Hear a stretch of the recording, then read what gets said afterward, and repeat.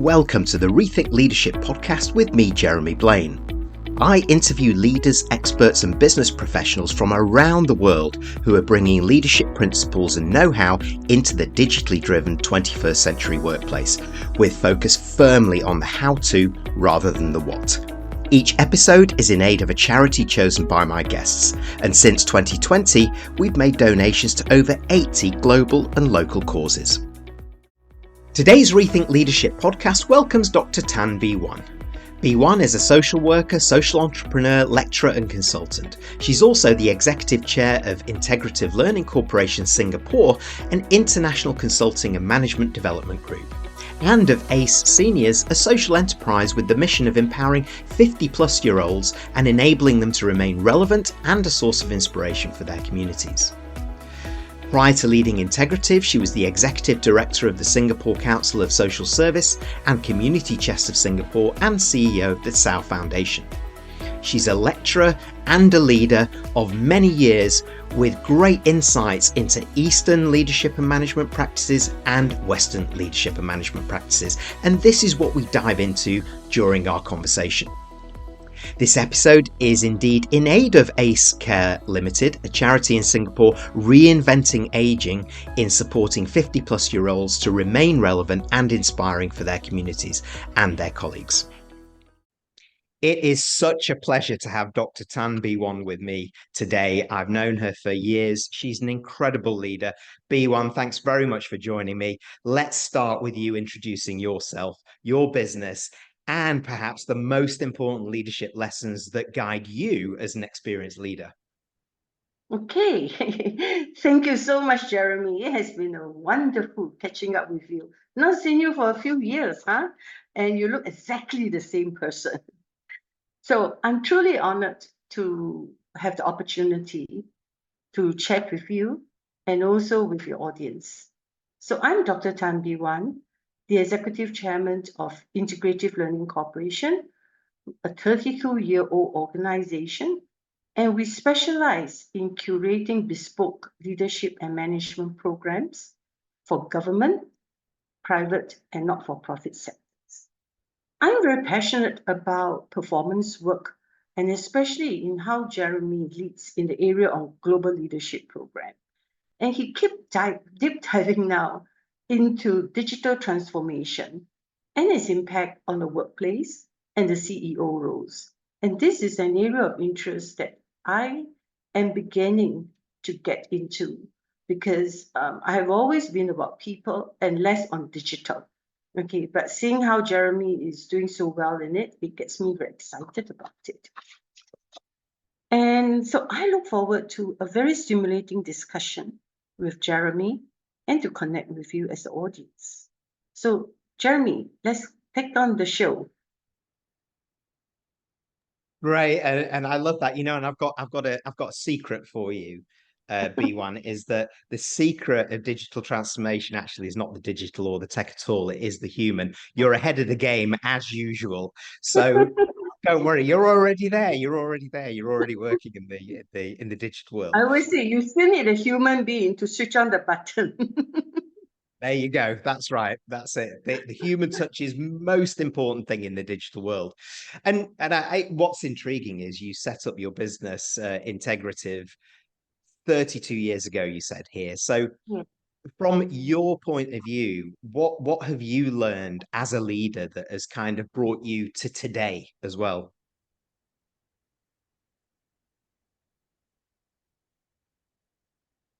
Okay, so the truth is this. If I started the business 32 years ago and think about where it is going today, I would actually not have started it. You know? So the secret to this whole thing is that the minute you start, you've got to keep it going. Because before you know it, you have hired people and you are responsible for their well-being. And then you have expand and work so much with your clients that you kind of like, so how do I tell them I'm not going to work anymore? How do I tell them that, I love you, but I do love myself a bit more. So therefore, I cannot carry on. Okay, so it becomes so hard to say that. So you don't have a choice, but you just carry on doing the work that you are doing. And because you care so much about the work that they are doing, about what they are contributing to the community, that I don't actually have a choice, but to actually keep up in pace with them. Okay, and so this is really the secret of why I'm doing what I'm doing. And I just turned 70, on the 29th. It's Chinese 70, so the English is 69. So it's like people ask me to retire, but I said, retire into what? And retire into who? So when you are running a business for a while, and especially when you are creating your business to meet your clients' needs, it is very hard for you to just stop and retire. Yeah. Well, you're 70 years strong. That's the truth of the matter. My goodness me, I'm not sure what I'm going to be doing when I'm 70, but I doubt I'll be doing podcasts, I can tell you that. But a couple of the things that you said really, really resonate. Building that momentum almost from day one, responsible for people, care for people, care for work, care for the community that you're in, but that care for business. We need to care for our businesses as well. And I think that's where many leaders may be going wrong. And what is interesting for me is that the Financial Times coined a phrase last year. They called this that we've entered the Asia century. And gone are the days where the West have sort of informed how we do things, around here. And I'd love to get some of your insights for those tuning in around perhaps the main differences as you see them between Eastern leadership practices and Western, and particularly what the West could learn today from the East. So that is a very interesting question, Jeremy, because it is on the shifting ground that we're dealing with about the East and the West. And I would therefore like to call this the East-West showdown. Okay, so let's put a little bit of a drama into this. Okay, so I would say, imagine that you are leading a mountain climbing team. Okay, and in the West, you'll be a very charismatic captain because people got to believe you to climb the mountain, and you are barking orders and you're pushing the pace and says, okay, this is where we got to move, because if not, when the night comes, it's going to be very difficult. And so you're barking orders and you are pushing the pace. Now, imagine that if you are in the East, you would be a wise shepherd, okay? And you are guiding the team, okay? And you are guiding them to safety. So you have to respect each of the members' strength, and you've got to build a consensus. And that is the difference. Both styles can reach the summit, but the journey is different. Okay, because in the East, if you bark the orders, they would not follow you. So you got to be a wise shepherd, bringing them and guiding them. So now, how does this styles then translate into the workplace? So Jeremy, I like to include the millennial, because all of us have to be working with millennials. You are leading with millennials. They form 35% of our workforce. And in America, 1 in 3 in the workforce. So I like to talk about first, how do we work with these millennials? The Western commander style versus the Eastern coaching style. Now, the millennials, as we all know, and some of, and we have children who are millennials, they wanted feedback and they wanted growth. So when they go to a workplace, they look at, what can you offer me? Not so much as what can I offer the workplace. So simply put, they don't want you to judge them, okay? And they want you to empower them to meet their own expectations in the job. So their agency is very important. Okay. And you've got to be able to celebrate the wins, even the small ones. So a lot of us think that with the millennials, I already pay you to do the work. So you have to do the delivered outcome. So why should I celebrate your little wins? I'm expecting for the outcomes. But the fact is that if you don't do it, you are not going to get them to work. So you cannot command them anymore. You almost got to coach them. Okay. And you cannot look for individual stars, because if you look for individual stars in that group, then they don't like you. Okay, because to them, the team spirit is very important. So you must collaborate with them. You must build trust. You must encourage open communication. And that you must leverage on the diversity of their strength in the team. So the leadership is like Avengers assembles. It's not Lone Ranger anymore when you're working with the millennials. Okay, and I have to learn a lot from working with the millennials. As I was just sharing with you, Jeremy, I say that I have now at 70 a new team, and I become the minority. I'm about the only Chinese there. And most of these are millennials, and there are some of them are in their early 30s. So suddenly, I'm the minority. I have the Eurasian, who is the sales directors. Okay, I have 3 Muslims who are my directors in, public programs and all this. And I got a Cuban. Okay, so I say that, I'm the only minority here. And that is going to be the reality that leaders have to bear in mind as to who they're leading. You're not going to be leading your own type of people. You are going to be dealing with millennials, and the millennials that you're going to be working with seeks empowerment, and it is a very diverse population. The third area is top-down decision versus consensus building. Okay, you have to involve them in your decision making, and you have to brainstorm together. Most important, you've got to listen to their ideas. Yes, even crazy ideas. And when you make a final choice, you've got to explain your final choices. You've got to show them that they are valued and they are just not clocks in the machine. So therefore, we cannot talk about the East and the West style of leading without considering the millennial. And I think they're going to be quite universal in these 3 key areas. Okay, involving them, trusting them, talking about team spirits and all this. And so when you draw on these 3 functions as leaders, they are very necessary, but insufficient. You've got to slide it up with what we call the millennial mojo. So what is their mojo?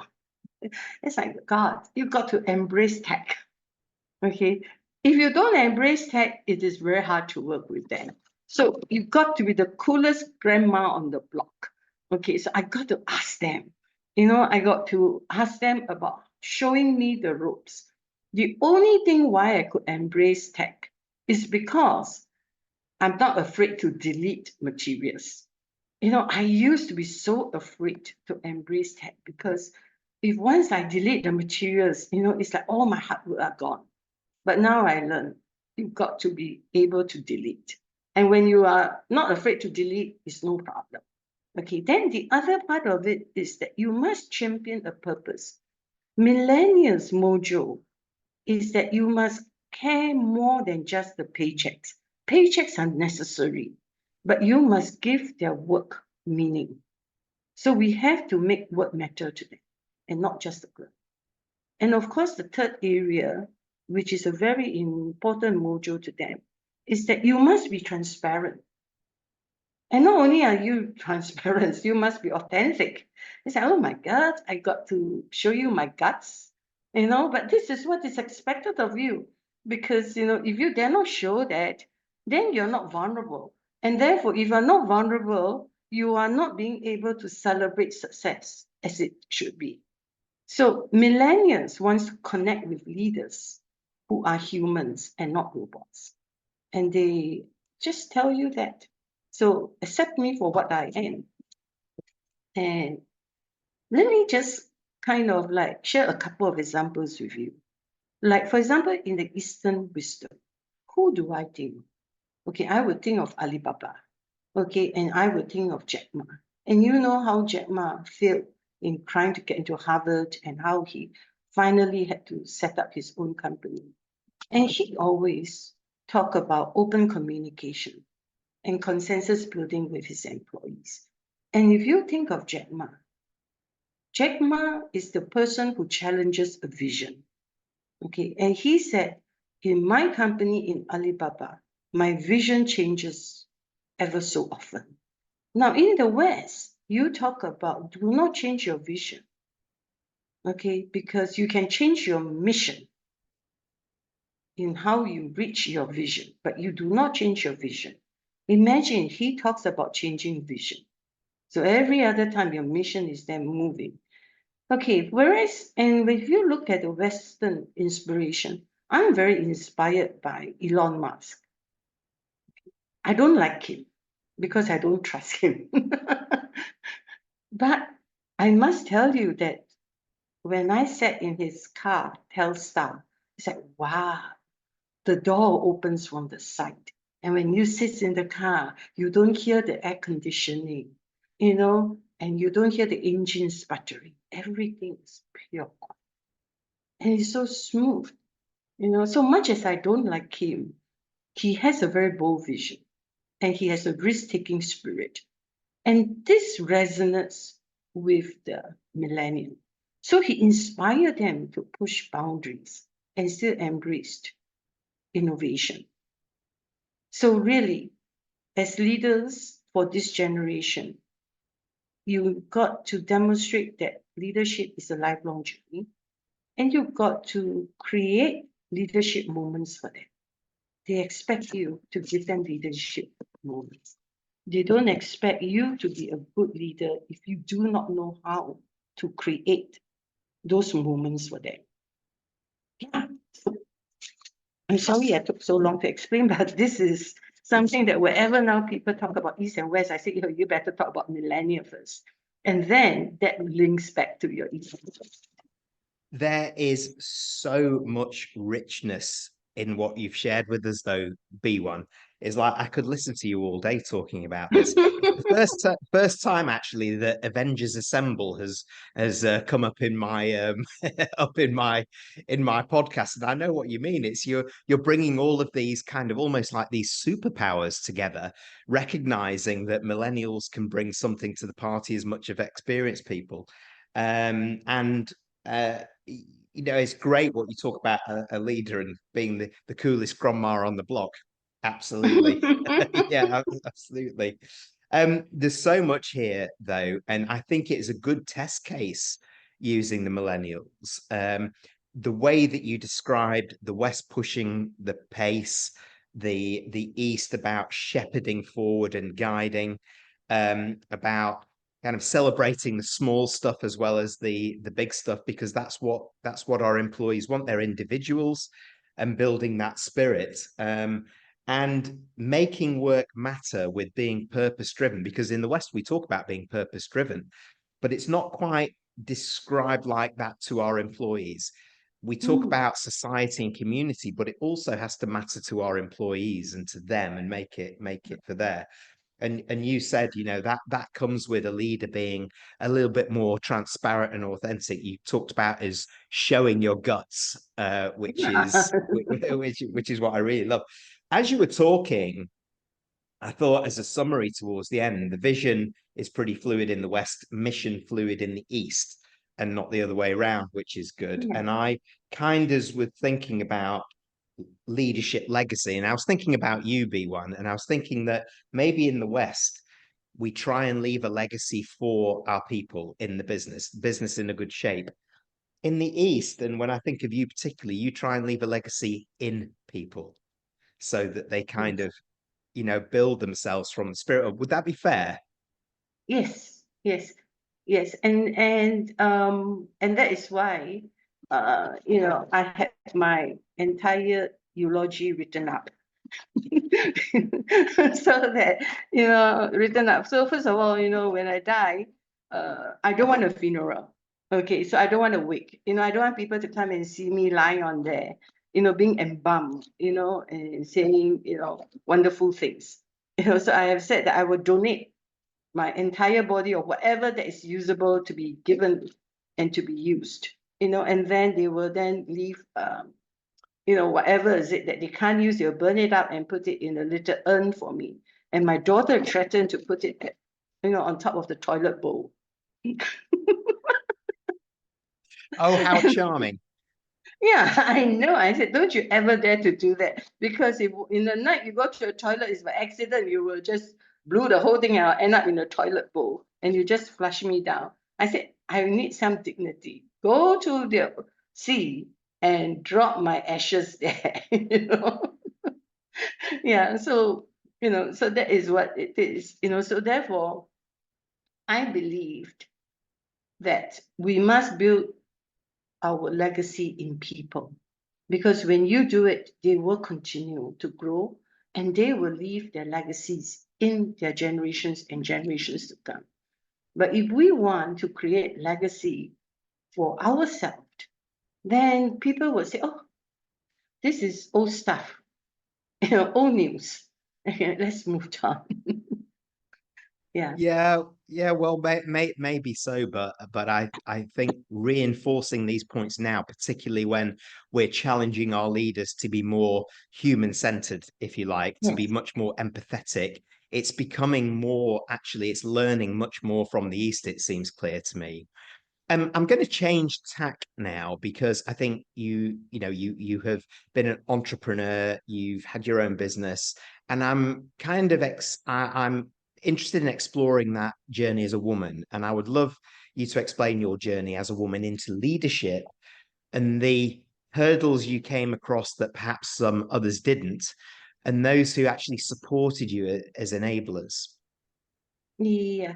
So thank you for asking that question, because I was told by my trainers and also my board members, because I spent 15 years of my life in not-for-profit work, in running the Singapore Council of Social Service then, who's now called the National Council of Social Service, and the Community Chest of Singapore that I set up with the Dr. Ee Peng Liang, okay, as the first central fundraising body in charities, so that charities do not have to worry about not being able to have money to run their services, because there's a Community Chest of Singapore. And then they can enroll new board members who really could help them in their services, delivering excellent service. So I was always told that I can work better with men than with women, because I'm so straightforward about it. Whereas as a woman, you've got to frame things. Okay, and how you frame things are so much more important than in how you deliver it. So I tend to go for, say, okay, so what's the problem, what we need to do? So so so I work very well with male board members and in a male-dominated space. But as I grow over the years, I began to realize that as a woman, there is a gender bias. Okay. And this gender bias is even now more emphasized in the ageist society. Okay. We are dealing with ageism. Okay. And when you are women, it is even harder. Okay, because it says that, don't you know about retirement? Why are you still in that space? Okay. So the other area of hurdle is the lack of role models. Okay, there is very limited number of female leaders in senior position in sectors such as the private sector and the government sector. And if they are in, they got to work very hard. And the third area is actually balancing work and family lives. You know, when I'm a mother, okay, I have to juggle my career's demands with my expectation of being a mother. And now, when I become a grandmother, you even now have to balance work and family and grandchildren because they expect you to look after grandchildren. So that is, I don't know, Jeremy, and as now you're a father, but then when your kids gets married, and I'm sure when you start talking to your friends, do they actually have to juggle not only work and family, the empty bird nest, but they actually got to juggle with being a grandparent. So those are the key hurdles that I see. But at the same time, while there are three main hurdles, there are also three main enablers. Okay, as a woman in leadership position, I get a lot of mentoring and supports from sponsors because when they see that you are in that field, they are always ready to mentor and to sponsor your effort. I mean, even like with you, it's like I said, hey, we have not met for so long. And when we meet, it's like you are saying that, hey, what is it that we can do? What is it that we can support? Okay, so I find that very refreshing. Okay. And also the network and the communities. Because as I age and as a woman, I began to find more solidarity among the women and among the community and sharing the experiences with other women leaders. Okay, so I find that the networks and the communities is a very good enabler. And of course, the other part of it is your own reliance, your own resilience, and your self-belief. When I'm 16 years old and I'm walking down the street and I got a pimple, I'll put my hand here. Because I think cover the pimple because I think the whole world is looking at me. But now I'm, above, now I'm 70. I say, hey, shit, nobody was looking at me in the first place. They were also preoccupied with their own world. So now I don't have to worry about a pimple. I don't have to worry if I'm walking with a limp or I'm walking slower because I realize nobody is actually looking at me. So it's your own self-belief that helps you. Okay, so therefore I say that it's fun being a women leader. In my next life, if I'm given a choice again, I will be a woman. I mean, the only thing I regret not being a man is that I can't go to the toilet of the men. Right. What a great way to conclude that conversation. It's so interesting what you say, and I think it particularly hit me there, that important element of it's not just about gender now, it's about gender and ageism, Yes. that current battle. But yet Yes. this resilience that you've built and this understanding that you don't really have to care too much about what others think or what others Yes. see. Right. Kind of give you that sort of resilience, that self-belief, that perseverance to go on. And so should you. And it's great that you found such solidarity with so many others as well. And a lot, here's to the next 70B1, Mm. If I can still remember and recognize who I am. Yeah, don't worry, I'll come and remind you. Well, with that, it's a great segue for me really to talk about that, kind of leverage off your huge leadership experience. You've had the privilege of working across sectors, across borders, across cultures. Your team you were telling us about before, multicultural millennials. You're always changing the game. And so should we in many ways these days. The speed of change, transformation, it's ever accelerating. So from your perspective, what do you see as the main leadership challenges for boards and the C-suite as we look ahead for the next few years? Yeah. So I always like to begin from the personal part of yourself, because I believe that all C-suites people also drink Coca-Cola. Okay, just like me who drinks Coca-Cola. Okay, so the first thing I always remember is that they told me that when you are young, you drive the car and you're on the driver's seats, and you pick up your kids and your kids is sitting on your next seat. Okay, so you can tell your kids what to do, you can ask them questions. Then when you married, okay, then the person who's sitting next to you, okay, would be your parents, right? Because you pick up your parents. So therefore, you are still in charge of the driver's seats. Then when you grow older, your kids pick you up. So you sit on the next seat to them. Okay, so, well, you've got to listen to what they're asking and you don't ask too many questions because then they will kick you to the back seat because you're not much use, so you're on the back seat now. No, so when you're on the back seat, you've got to sometimes pretend not to hear what is happening on the front seat. Because if you interrupt, then they will drop you off and you lose your place in the car altogether. And this is exactly what is going to happen to C-suite leaders. Okay, the first thing is that you've got to remember to maintain your place around on that table. Okay, because if you don't know how to maintain your place, you are gone. Okay, before even you know it. So that is the first thing. So how do you maintain your place at the table?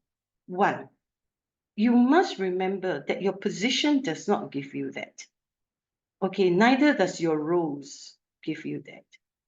The best thing that you can do is to create a holding environment for all your key stakeholders to come together.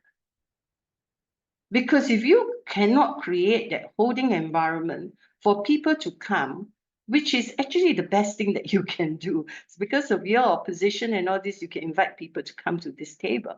Okay, and you facilitate that discussion so that people find that you are relevant and that you are useful. So that is very important. You must be able to create using your position, using your roles, using all your assets to be able to bring people around the table to discuss the issue and to pay respects to what you are doing, and that you are able to facilitate them to generate solution. Okay, not to just talk about the problem. That is the first thing, which I think the key role of the leader. The second part of it is talent management. You must know how to attract and retain your top talent in a very competitive global market. You're not only just dealing with millennials, you are dealing with leaders who are being approached. I was surprised to hear from some of the C-suites leader that in the day they're approached at least 20 times to move on. 20 times. And that is how fast it is. Okay, and during my time, I'll be lucky, if I'm approached, once in a month.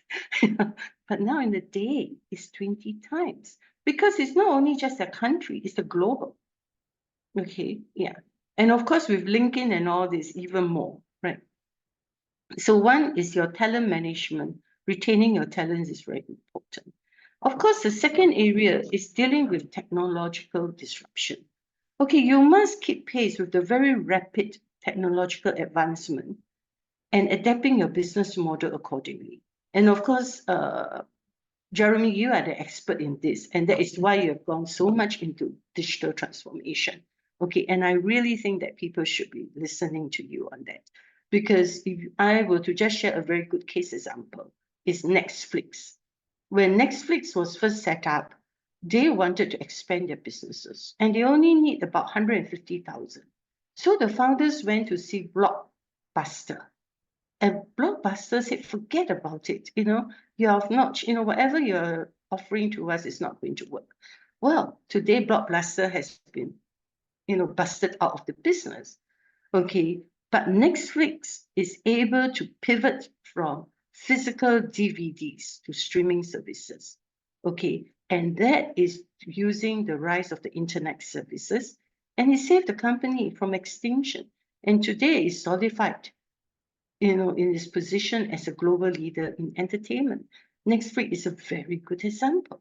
Okay, so you must know about technological disruption. Okay, Kodak is gone. right? Because they never ever think that the telephone can be used, the iPhone can be used to take pictures. And the other area that as a C-suite leaders that you must pay attention to now is about sustainability and ESG. And I'm not kidding, you have to integrate the environmental, social, and governance factors into your decision making. In Singapore, by 2030, you can only have electric car. If you're non-electric car, too bad for you. Okay, so if you don't pivot, that is it. Then the other thing that is also very strong is that the banks are expected to be going into sustainability. Okay, and so if I'm a charity and I do not have a ESG model, I cannot even work with the bank. Okay, so those are very important. It's just that you must put ESG into your decision making, and you must set up ambitious goals. People can take fake goals. Like for example, I say, oh, okay, I don't do plastics. Okay, so I used to have to pay. I used to give free plastic bag. Now I will say, well, you've got to pay 5 cents for your plastic bags. Okay, and I give you 10 plastics back. It's not going to work. Okay, all of this is going to be, if you just fake it, you are not going to live through it. Okay, and you must be able to communicate your commitment to your stakeholders, to the community for very good ethical and responsible practices. Okay, so I would say maybe 15% of companies are now into ESG, taking it seriously. But I really believe that by 2030, you need to have it in your company, and you must have very clear practices to demonstrate that. Yeah, so I would think that those are the key directions that people have to consider. And of course, now we all talk about diversity and inclusion. So you must have inclusive workplace, you must respect diversity. And as I told you, I never believed that, running a business now at 70 years old, I'm suddenly the minority person. I'm the only Chinese in my own business. So if I want to have only hire Chinese, I think I'm gone. I will have to close the shop. Yeah, and that plays to a very strong cultural element, doesn't it? Actually, be one as well, is that everything that you mentioned there about that learning, communication, holding environment to bring people together, ESG commitment, the living your purpose. If you can ingrain that into your culture as well, and that's the way that we do things, you're very naturally bringing others with you, aren't you? Yes, indeed. Yeah.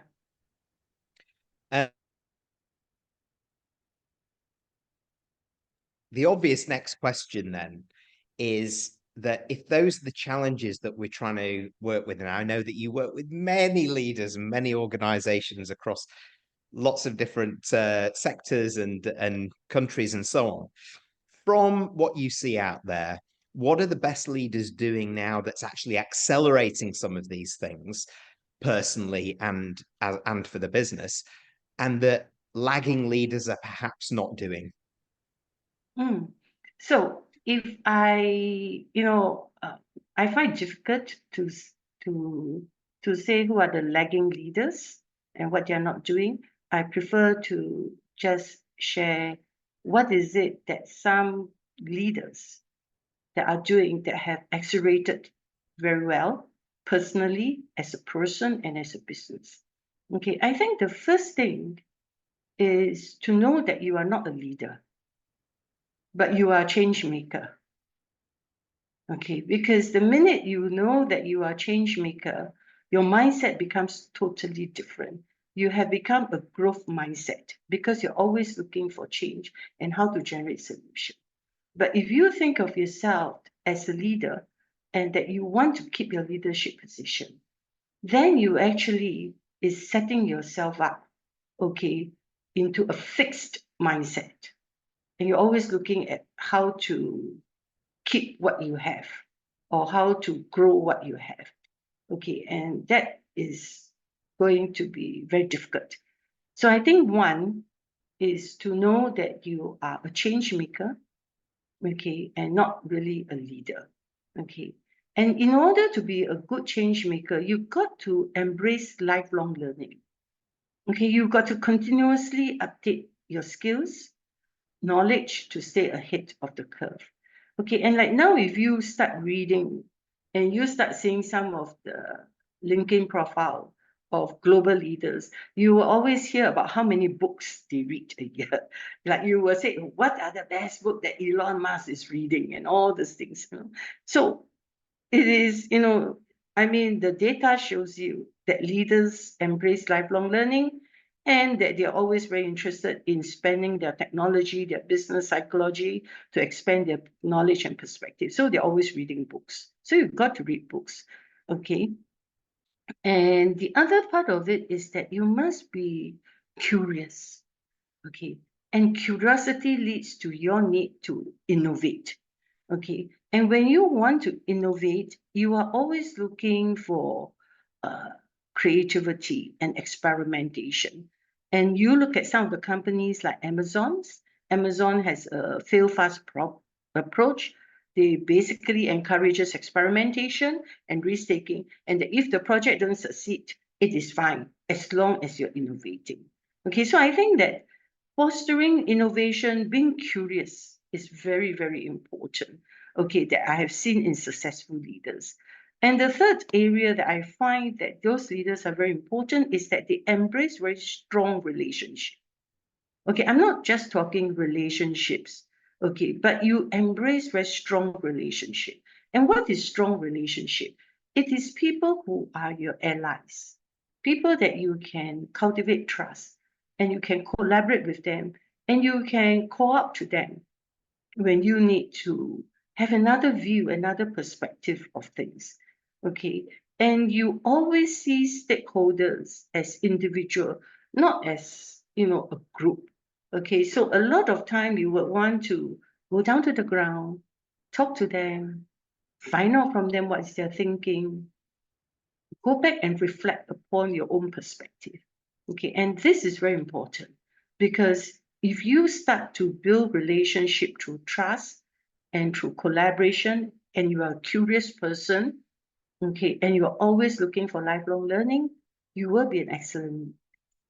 I was reminded about our late uh, Lee Kuan Yew, okay, how he would go and spend 6 months at Harvard, okay, not to talk to professor, but he wanted to understand how the West, because he knows about Europe because he was, he was trained in UK as a lawyer, but he was always very curious about the US, about the innovation and all this. And so he went to Harvard just to go as a student to understand. And in the same way, when he first traveled in Singapore Airlines, he wanted to know how do we become a number one airlines. He sleeps in economy class so that he understands what does the economy people feels, and how do they see the service. And that is why Singapore Airlines was born and was able to retain its position. So I think those are the four key things that the good leaders needs to do is to really have embrace lifelong learning. Okay, be a change maker, look at fostering innovation, and cultivate trust, and always collaborate with stakeholders, not at only one level, but at all levels. Okay, so you can build very strong relationships. I recognize your description early on in that B1 around the fixed and the growth mindset. And what a great example that is to choose a leader. And me, I want to maintain my position and I am a leader rather than I'm a change maker. I will move aside. Let me Yes. see what we can do differently. I really like that. I'm going to use that. going forward. That's very good. So thank you very much for that. It's quite interesting because some of the things that you're talking about, and before you talked about getting to action, responding to change, you talked about communication, all of those kind of things. We could argue that leaders these days, or some leaders that haven't really invested in themselves, have the steepest learning curve of all, because they're not only trying to keep up with the digital, but they're trying to keep up with the human evolution, how we lead humans, how we manage humans, either face to face or in the hybrid world. Would you agree with that? Yep. I would agree with what you say on that, and what I have always liked about the work that you're doing is that you are one of the person who I have seen who have done design training programs, gone in to talk to the clients, conduct the training programs and all this. And now you actually use the entire digital transformation, to kind of like hook it up together with your leadership. And I thought that that is something that not many people have thought about. They have always thought about leadership as human, digital transformation as digital. But I think you're able to put the two things together. And I thought that that is so exciting because that is the future. Okay. And the future is not 10 years from now, actually, it's now. Okay. And you're able to do that. Well, I'm going to, from that, ask you the $64,000 question then, P1, which is you are one of the most experienced leaders that I know. I know you love to learn as well. I know you're a change maker. Maybe I should call you that, an innovator, a change maker. How are you embracing this dynamic digital era in leadership terms? And what have you learned that's perhaps surprised you going through this journey? Now, what surprises me is the speed of technological changes. It's even faster than I anticipated. And I really think COVID-19 actually makes that possible. I've heard of my banks, my bankers who says that, we always tell our people to start going into using the, internet to arrange meetings and talk to over Zoom, but none of them do that. They all still want to go and visit. But when COVID-19 hit, they cannot visit their customers. So they all have to go into that. And now the customers learn that they don't need them to see them. So I don't know what is the future of the relationship manager, it is going to be a bit, it's going to change quite a bit, And of course, COVID-19 also taught me the resilience of the human spirit. How people are able to adapt and thrive in challenging times, not only just in businesses, but actually in their personal life. How suddenly a dinner table that serves 10 people in the daytime actually becomes, become 4 places for learning. That their dinner table from 10 has now becomes into 4 areas. When the children come back, they will do their learning there. When the adults, they will do their Zoom meetings and all these things. So suddenly, a dinner table have many purposes. So that is the resilience of the human spirit. I find it very exciting. And of course, I noticed that in spite of COVID leading to hybrid learning and the technological changes that we all have to deal with, the importance of a strong sense of purpose is very important for people now. Okay, even the Singapore that we see, that we always believe that the 5 Cs were the most important, house, your condominium, your cash, and your credit cards and all this, has now been pivoted into the purpose of life, and the meaning, living a more meaningful life. It's not only just purpose, but it's also leading a more meaningful life. So this is part of the forward Singapore that we are looking at. So therefore, I find that when people now work, they don't just work for the pay. Okay, they work for the purpose and what your purpose is. Okay, and that is very important for individuals and organizations. And I would like to share a personal story that that why purpose has become so important, not only in the young, in the older people and in organization. After COVID, I met with my friend, okay, and she was a HR director, okay, and she has been a very senior HR director doing a lot of things. But during COVID, she has to spend 2 years with the husband. And the husband also is a very, is a CFO and all this. So she said that during COVID, she has to spend time with the husband. And they have 4 children, and the children, 3 of them has grown up, got married and all this. So now they've got a huge house with 1 daughter staying with them. And she said that during COVID, I asked my husband, let's go for a walk. And he said, oh no, I got to change. Forget about it, Then he said, how about we go somewhere and, just change a little bit and go out for a short holiday and oh no, that is too much work. So she said, I couldn't believe that I'm now living in a golden cage. It's a big house, and I got a partner who doesn't want to do anything with me, who don't even know me after I've given birth to 4 children. They got all their own lives. And you know what she did at 65? She got divorced. And the lawyer said, are you serious? You are 65? You want to divorce? She said, I cannot see my next 10 years with this person. There is no purpose in I being in this golden cage. And so she divorced without asking for a cent. She just left. And so the husband had nothing against her. He cannot do anything. And up to today, he's still in the shock as to why she did what she did. And because she realized it's a purpose. I have no purpose in where I'm carrying on. And so if an organization cannot offer a purpose and a leader cannot offer the purpose, okay, to the employee, there is no way people are going to stay with you. You think about it. She has 4 children, okay, and they're all very successful, and she got a big bungalow, and all that happened in that 2 years is that he said, well, I don't want to change. I don't want to walk. Okay, fine. Our purpose don't meet. And she left.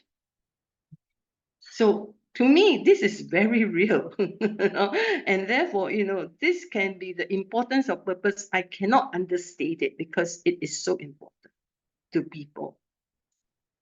And so well said. I could talk about the golden cage of leadership in what you said before.